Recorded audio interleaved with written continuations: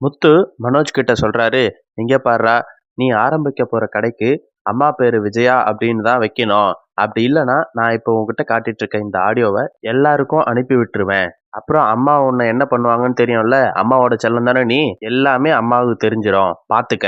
அப்படின்ற மாரி சொல்லிடுறாரு. இத கேட்ட ரோகிணி ரொம்ப டென்ஷன் ஆயிட்டு, "என்னங்க முத்து, நாங்க ரூம்ல பேசிட்டு இருந்ததெல்லாம் நீங்க ரெக்கார்ட் பண்ணி, இந்த மாதிரி மிரட்டிட்டு இருக்கிறீங்களே! புருஷன் பொண்டாட்டி நாங்க ரூம்ல பேசுறத இந்த மாதிரி அசிங்கமா ரெக்கார்ட் பண்ணி வச்சிருக்கீங்களே! உங்களுக்குலாம் அசிங்கமாவே இல்லையா? எங்களுக்குன்னு பிரைவசியே கிடையாதா? நாங்க அத கூட பேசக்கூடாதா? நீங்க பேசுறதெல்லாம் ரெக்கார்ட் பண்ணி வச்சிருந்தா, நீங்க சும்மா இருப்பீங்களா? இதுக்கப்புறம் நாங்க எப்படி சுதந்திரமா பேசிக்க முடியும்? இப்படி பண்றீங்களே!" அப்படின்ற மாரி கேட்குறாங்க. இத கேட்ட முத்து சொல்றாரு, "நான் ஒண்ணும் நீங்க பேசுற எல்லாத்தையும்லாம் ஒட்டு கேட்கல. நான் ரூம விட்டு வெளில வரும்போது, இந்த மாதிரி பேசிட்டு இருந்தீங்க. அதனால தான் நான் ரெக்கார்ட் பண்ணேன். நீங்க அம்மா பேர வைக்க மாட்டேன் அப்படின்னு பேசிட்டு இருந்ததால தான் நான் ரெக்கார்ட் பண்ணேன். நீங்க அம்மா பேர வைக்கல அப்படின்னா, அம்மாவோட மனசு ரொம்ப கஷ்டப்படும். அவங்க ரொம்ப சங்கடப்படுவாங்க. அதனால நீங்க அம்மா பேர வைங்க. எனக்கு ஒண்ணும் பிரச்சனை இல்ல. நான் இந்த ஆடியோவ யார்கிட்டயும் காட்ட மாட்டேன்." அப்படின்ற மாரி சொல்லிடுறாரு. இத கேட்ட ரோகிணி, "நானும் அத தானே சொல்லிட்டு இருக்கேன். மனோஜ் கிட்ட நானும் அந்த பேர வைக்கிறதுக்காக தான் நான் பேசிட்டு இருக்கேன். அதுக்குள்ள நீங்க இந்த மாதிரி பிளாக்மெயில் பண்ணிட்டு இருக்கீங்களே!" அப்படின்னு கேட்குறாங்க. அத கேட்ட முத்து, "நீங்க அம்மா பேர வச்சீங்கன்னா எந்த பிரச்சனையும் இல்ல. அப்படி வைக்கலன்னா கண்டிப்பா இந்த ஆடியோ எல்லாருக்கும் நான் அனுப்பி விட்டுருவேன்." அப்படின்ற மாரி சொல்றாரு. அத கேட்ட ரோகிணி, "என்னங்க முத்து மிரட்டுறீங்களா?" அப்படின்ற மாரி கேட்குறாங்க. அதுக்கு முத்து சொல்றாரு, "நான் மிரட்டலங்க.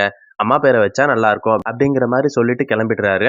அதுக்கப்புறம் மனோஜ் ரோகிணி கிட்ட சொல்றாரு, "இங்க பாரு ரோகிணி, அவன் சொல்ற மாரிலாம் அம்மா பேரெல்லாம் வச்சுட்டு இருக்க முடியாது. எந்த பிரச்சனை வந்தாலும் பார்த்துக்கலாம். அவங்க பேரெல்லாம் வச்சா நம்ம கடை விளங்காது." அப்படின்ற மாரி சொல்றாரு. அத கேட்ட ரோகிணி, "இல்ல மனோஜ், அம்மா பேரையே வைங்க. கண்டிப்பா இது பெரிய பிரச்சனை ஆயிடும் இல்லன்னா." அப்படின்ற மாரி சொல்றாங்க.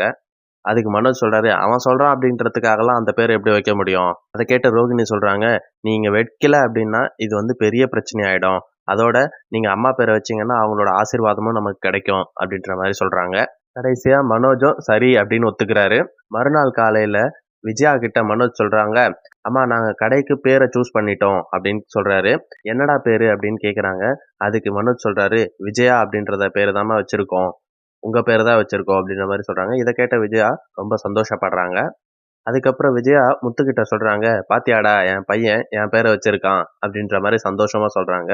அத கேட்ட முத்து அமைதியா நின்னுட்டு இருக்காரு.